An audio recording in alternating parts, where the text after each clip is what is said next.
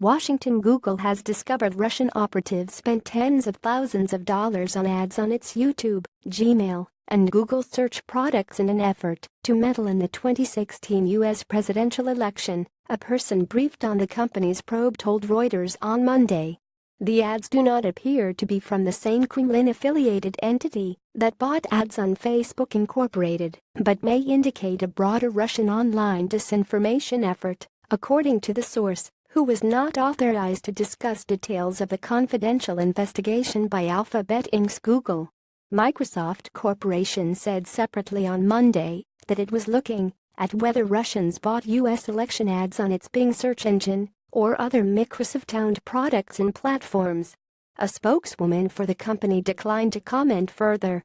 The revelation about Google is likely to fuel further scrutiny of the role that Silicon Valley technology giants may have unwittingly played during last year's election.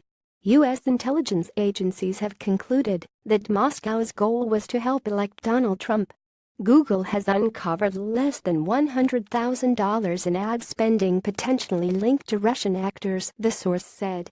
Both Twitter Incorporated and Facebook recently detected and disclosed that suspected Russian operatives working for a content farm known as the Internet Research Agency in St. Petersburg, Russia, used their platforms to purchase ads and post content that was politically divisive in a bid to influence Americans before and after the November 2016 presidential election.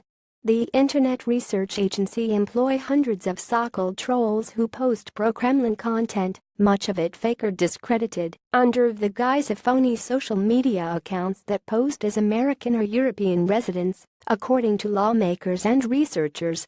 Facebook announced last month that it unearthed $100,000 in spending by the Internet Research Agency and, under pressure from lawmakers, has pledged to be more transparent about how its ads are purchased and targeted.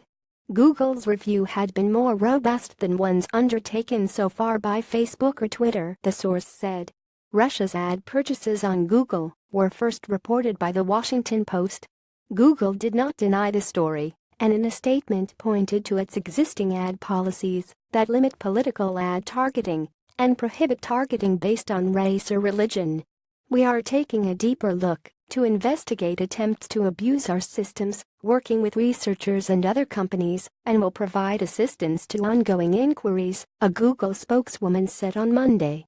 Destroy Our Democracy. Google, which runs the world's largest online advertising business, had largely evaded public or congressional scrutiny until now. On Sunday, the Daily Beast news website reported that the Kremlin recruited at least 2 black video bloggers to post clips on YouTube during the campaign. They posed as Black Lives Matter sympathizers who were sharply critical of Democratic presidential candidate Hillary Clinton.